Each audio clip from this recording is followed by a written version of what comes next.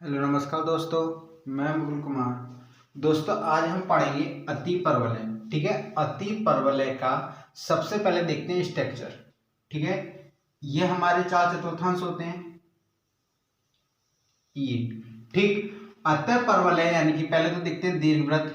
ये दीर्घवृत्त हमने पढ़ाया था, इस प्रकार से बनेगा दीर्घवृत्त यानी कि इलिप्स। दोस्तों अतिपरवलय को इंग्लिश में बोलते हैं हाइपरबोला। हाइपरबोला की कंडीशन जो होती है ये होती है, ठीक है, इस प्रकार हाइपरबोला की कंडीशन। यहां पर हमारे बिंदु होते हैं 0,0। सपोज करो हमने यहां से यहां तक की दूरी ए मानी, ठीक है, तो ये पॉइंट क्या होगा हमारे पास ए, जिसे हम बोलेंगे शीर्ष। शीर्ष क्या होंगे हमारे पास a,0। अब इसको भी हम ए मानते हैं, ठीक है, तो ये क्या होंगे -a,0। माइनस क्यों आएंगे? क्योंकि ये एक्स अक्ष, ये एक्स डैश अक्ष, ये वाई अक्ष और ये वाई डैश अक्ष। ठीक है, अब हमसे कहा जाए कि और हमने यहां कहीं एक पॉइंट माना, एक यहां पॉइंट है और एक यहां पॉइंट है। ठीक है, अगर हमसे कहा जाए कि ये क्या होगा, तो ये होगा AE,0 और इसे हम बोलेंगे -AE,0। क्या हो जाएगा? इसे हम बोलेंगे, क्या बोलेंगे इसे? नाभि। और नाभियों के बीच ये होता है, ठीक है, जहां तक ये होगा, ठीक है, ये हमारे पास नाभि होगी। ठीक, अगर हमसे कहा जाए कि नाभियों के बीच की दूरी कितनी होगी, अगर हम डिस्टेंस देखें तो कितना होगा? ये है होगा एक और एक ये होगा, यानी कि कितना हो जाएगा हमारे पास कुल मिलाकर नाभियों के बीच की दूरी 2a। ठीक, अगर इसी कंडीशन में हमसे कहा जाए कि बाई अक्ष पर हो, बाई एक्सिस हो, ठीक है, क्या हो? बाई एक्सिस, ये बाई एक्सिस, ये यहां से यहां तक की कोई दूरी होगी, क्या होगी? 0,a। ठीक है, ये हमारे पास क्या होगा? 0,a, क्योंकि x तो 0 हो जाएगा नहीं। अब हमारे पास यहां पर और यहां पर भी क्या होगा? यहां पर होगा 0,be और यहां पर होगा 0,be। ठीक है, ये हमारे पास क्या हो गई? नाभि। यानी कि अब इसकी बात करें तो ये a, यानी कि टोटल दूरी हो गई 2a। ठीक है, ये हमारे पास अतिपरवलय की यानी कि हाइपरबोले की कंडीशन होती है। अब आती है बात कि हाइपरबोला यानी कि अतिपरवलय का मानक रूप क्या है? अतिपरवलय का मानक रूप क्या है? अतिपरवलय का x² upon a² minus y² upon b² = अगर हम बात करें इलिप्स की यानी कि दीर्घवृत्त की, उसका स्टैंडर्ड फॉर्म होता है x² प्लस, यहां पर माइनस होगा तो इसमें प्लस होगा, y² अपॉन b² = ये हो गया हमारे पास इलिप्स का यानी कि दीर्घवृत्त का मानक रूप, और ये होगा अतिपरवलय का मानक रूप। दोस्तों यदि आपने हमारा टेलीग्राम ग्रुप ज्वाइन नहीं करा है तो लिंक डिस्क्रिप्शन बॉक्स में उसे ज्वाइन करें, क्योंकि दोस्तों इन वीडियो की जो PDF है हम टेलीग्राम ग्रुप पर सेंड करते हैं। अब देखते हैं इसके फॉर्मूले। ठीक है, फॉर्मूले देखते हैं। ये दो प्रकार के होते हैं फॉर्मूले भी इसके, ठीक है, जब a की वैल्यू b से बड़ी हो और जब b की वैल्यू a से बड़ी हो। ये ठीक है, इस कंडीशन क्या होगा हमारे पास? मानक रूप ये होगा x² upon a² plus y² upon b² = 1। तब होगा माइनस, होगा यहां पर माइनस a b, और ये होगा x² plus x² minus y² upon b² upon a² = 1। ये तब होगा जब a लेस देन b, जब a की वैल्यू b से छोटी होगी। तो इसमें दोस्तों उसमें इलिप्स में क्या होता है, क्या होता था, दीर्घ अक्ष और लघु अक्ष। इसमें हमारे पास होगा संयुग्मी अक्ष। क्या होगा, संयुग्मी अक्ष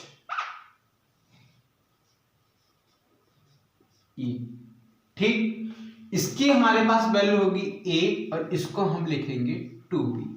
इसके दूसरे नंबर पर हमारा संयुग्मी अक्ष अब आएगा अनुप्रस्थ अक्ष। क्या आएगा, अनुप्रस्थ एक्सिस, इसको हम लिखेंगे 2b और 2a। क्या होगा, 2a और 2b। देखते हैं अनुप्रस्थ प्रस्थ अक्ष, इसका हमारे पास होगा 2b 2a, ठीक। अगला हमारे पास होगा अनुप्रस्थ अक्ष, यहां पर यानी कि ये अक्ष क्या होगा, इसका अक्ष ये हमारे पास होगा y बराबर 0 और ये हमारे पास होगा x इज इक्वल टू 0। अब बात आती है कि संयुग्मी अक्ष, पहले देखते हैं संयुग्मी अक्ष। संयुग्मी अक्ष, ठीक है, ये अक्ष हो गया, ये लंबाई होगी, लंबाई। संयुग्मी अक्ष यानी कि ये हमारे पास अपोजिट होगा, x इज इक्वल टू 0 और y इज इक्वल टू 0। अगर हम लिखें अनुप्रस्थ अक्ष, ठीक है, अनुप्रस्थ अक्ष यानी कि y इज इक्वल टू 0 और x इज इक्वल टू 0, ठीक। अब अगर हम बात करें उत्केंद्रता निकालने के लिए E, यानी कि उत्केंद्रता, इंग्लिश में बोले तो इंटेंसिटी, उत्केंद्रता, इसको हम लिखते हैं b square is equal to a square e square minus 1, ठीक है। ये तब होगा जब a की वैल्यू बड़ी होगी b की, और ये हमारे पास होगा a square b square e square minus 1, ये होगा उत्केंद्रता निकालने के लिए। अब आती है नाभि, ठीक है। नाभि अगर हम निकालेंगे तो होगा इसमें plus minus A E comma 0, और ये होगा हमारे पास 0 comma plus minus B E. क्या होगा, 0 comma plus minus B E, ये हमारे पास क्या होगा, कंडीशन होगी नाभि निकालने की।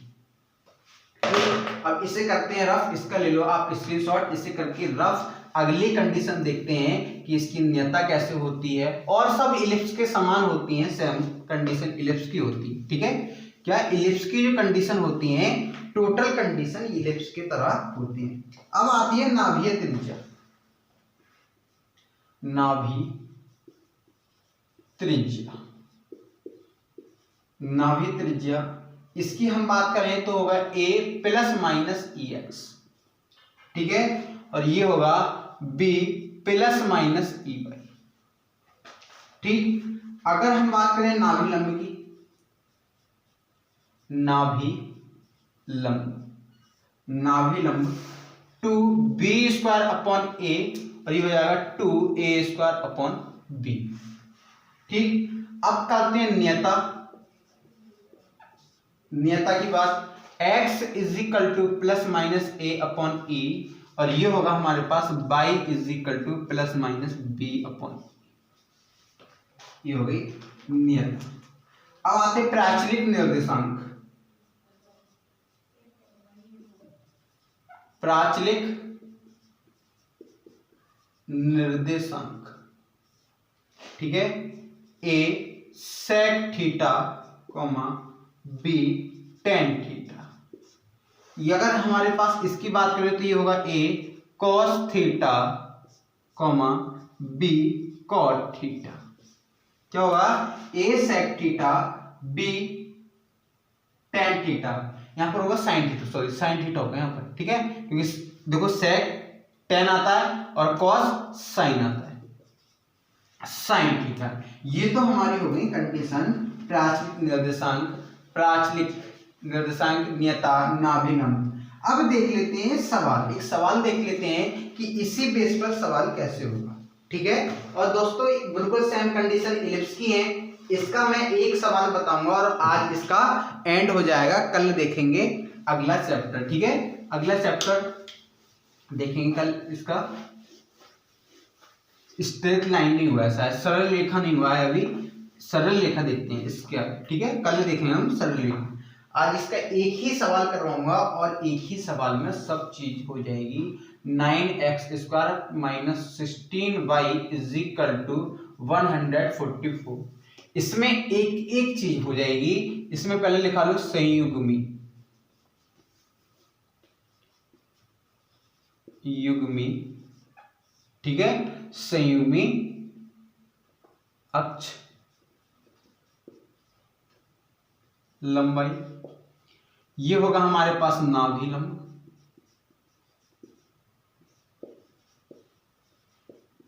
ठीक है, ये होगा नियता, ये नियता होगा। अब होगा हमारे पास नियता हो गया, नाभि लंब हो गया, और क्या होते हैं एक मिनट, उत्केंद्रता, उत्केंद्रता।